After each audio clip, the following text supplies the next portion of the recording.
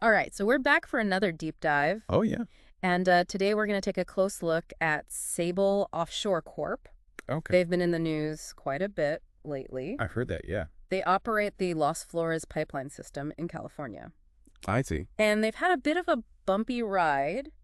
Really? But it seems like they might be turning things around. Turning things around. Based on some recent developments. So we've got a whole stack of documents to go through today. A stack of documents. Yeah, we've got a Form 8K filing from Sable themselves. I see. We've got some letters from Santa Barbara County. Oh, wow. And even some notices from the U.S. Department of Transportation. Okay. So clearly a lot going on here. And sounds like it. we're going to try to break it all down. Okay, yeah, break it down. Yeah. So what do you think is the most interesting thing about this whole story? I think what really stands out to me is how many different players are involved Okay. and like all the different regulations surrounding these kind of energy projects. Yeah. We've got local, state, and federal agencies all playing a role. You got it. And they're all kind of interacting in this really complex way. Exactly. Yeah. So It's fascinating. it's really fascinating. It's like a regulatory maze. Oh, for sure. So, yeah, I'm interested to see what we find. And we'll see those different levels of government kind of interacting as we go through these documents. Yeah, absolutely. So let's start with Sable's own perspective. Okay. Their Form 8K filing. Right. This is how companies disclose big news to their investors. I see, yeah. And this one is dated February 13th, 2025, so it's pretty recent. Okay, recent news. So this filing tells us a few things right off the bat. Okay. First of all, Sable calls itself an emerging growth company, Emerging growth company. which essentially means they're still in a phase of rapid development. So they're still growing. Exactly, yeah. Interesting. And then the big news they're sharing is that they've received these positive responses from various government agencies about the repair work that needs to be done on their Las Flores pipeline system. Positive responses. Yeah, positive responses, which could be a sign that, they're getting back on track after some challenges. Oh, so this is good news for them. Yeah, I think it's good news for them for sure. It seems like they need these approvals to move forward with their plans. Exactly. Yeah. This is big for them. So, for example, Santa Barbara County confirmed that the repair work is already covered by their existing permits. Existing permits. And environmental impact assessments. So, Okay, so they don't need to start from scratch. right, they don't have to jump through a ton of extra hoops to get this work done. That makes sense. Exactly. And just to get into the specifics, those permits are Take care.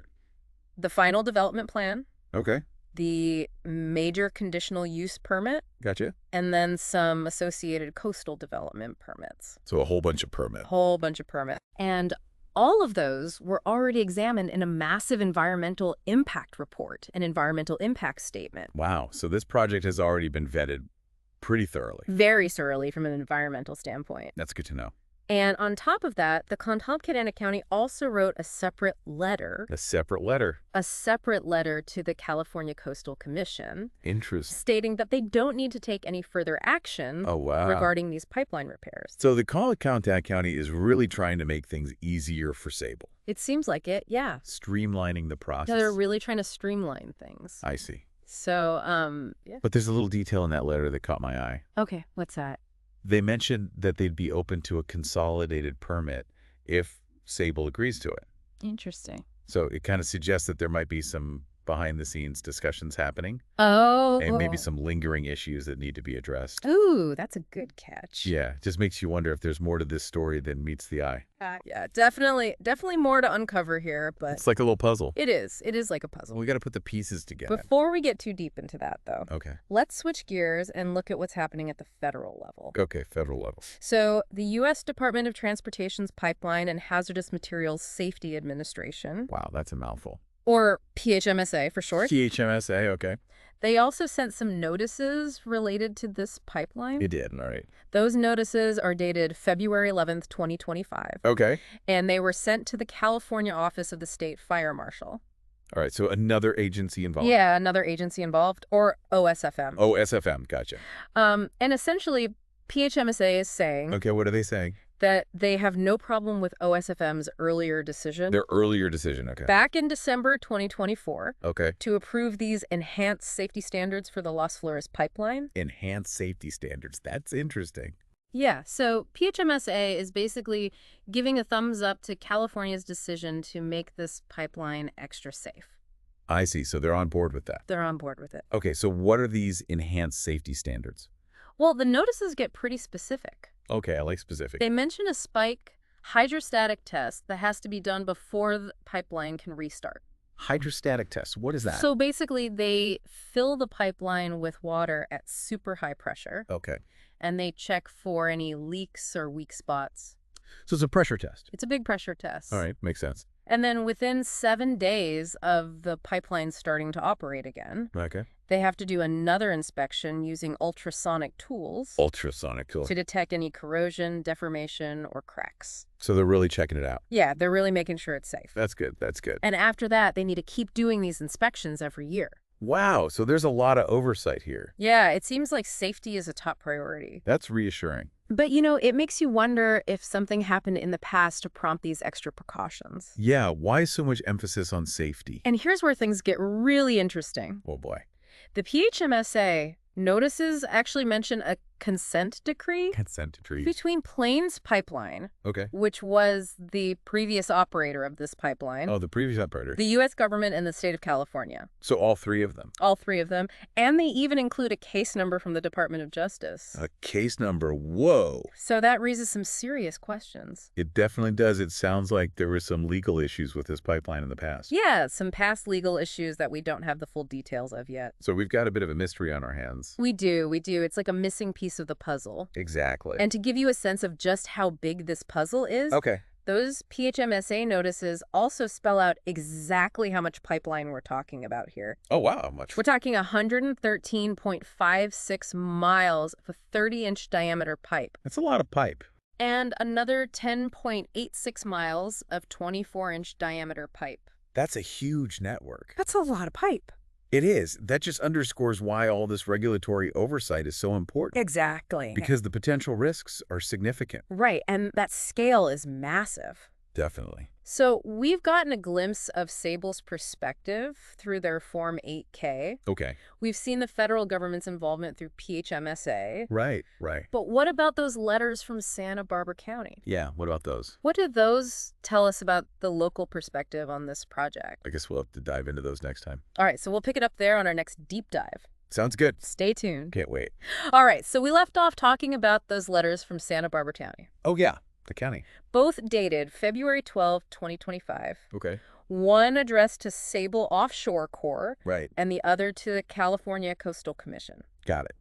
What jumps out at you from those letters? Well, in the letter to Sable, the county makes it very clear that the work being done on the pipeline, those repairs, they fall under those existing permits we were talking about. Right. The final development plan, Yeah.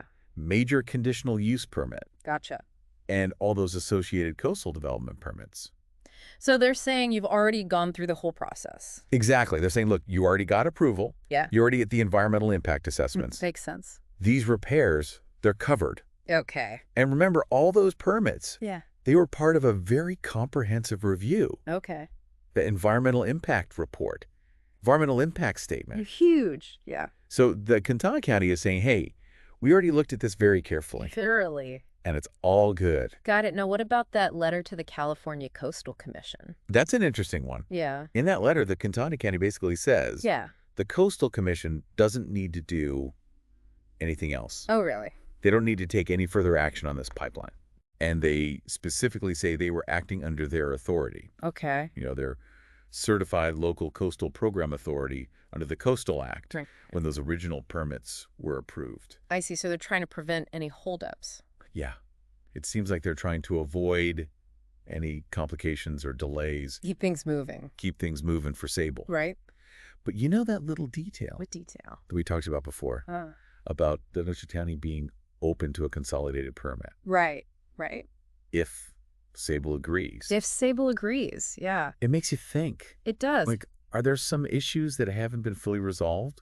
Okay. Or maybe some pressure from other groups Interesting. to involve the Coastal Commission more directly? Yeah. We don't know for sure, We don't. but it definitely adds another layer Absolutely. to this whole thing. It's a twist. It is. It's getting complicated. It's complex. We've got Sable, the Right. county, the Oh. Coastal Commission, Yes. PHMSA. Oh, yeah. OSFM. Right. And that consent decree looming in the background. It's a lot to keep track of. It's like a regulatory maze. It is. But I think by going through these documents, Yeah. we're starting to see the bigger picture. We are. And it's a fascinating story. It is. You know, a company trying to get back on track after some setbacks, navigating all these regulations, different government agencies. And potentially facing questions about its past. It's a reminder that these reports and filings, they have real-world consequences. They do. So maybe we should just pause for a sec. Okay, And take stock of what we've learned so far. Okay, good idea. Yeah. So first we have Sable Offshore Corp. Right. Describing themselves as an emerging growth company. Yeah, still in that rapid development phase. Right. And they're eager to get their pipeline up and running again. Definitely. And they've gotten those crucial approvals. They have. They've gotten, go ahead. From the county and PHMSA. Big wins for Sable. They are, but with some conditions. Right. Those enhanced safety standards from PHMSA. Yeah. They really highlight that focus on safety. It seems like maybe a response to something that happened before. Right? You have to wonder. You do. And then there's that consent decree. Looming over everything. Like a big question mark. We don't know the specifics. Right. But there were definitely some legal problems. With that pipeline in the past. Raises some concerns about Sable's history. It does. And whether those past issues will come back to haunt them. Right. And we have to consider if those legal battles, along with all this recent scrutiny, have had an impact on Sable's growth. That's a great point. It's not easy being an emerging growth company. No, it's not. And all these regulatory hurdles, they just add more pressure. Absolutely. This whole situation really highlights the tension. Between economic development, environmental protection, and public safety. Absolutely, these pipeline projects. Yeah. They often face pushback. They do. From communities, environmental groups. Right. Because of the risk. The potential risks, yeah. So it's a tough balancing act. It is, and it's clear there are a lot of people involved. A lot of stakeholders. Yeah. The company, the government agencies, the communities that might be affected. Absolutely, and we're seeing how those interests, sometimes they clash, leading to legal disputes, increased scrutiny. And this case is a perfect example. A prime example.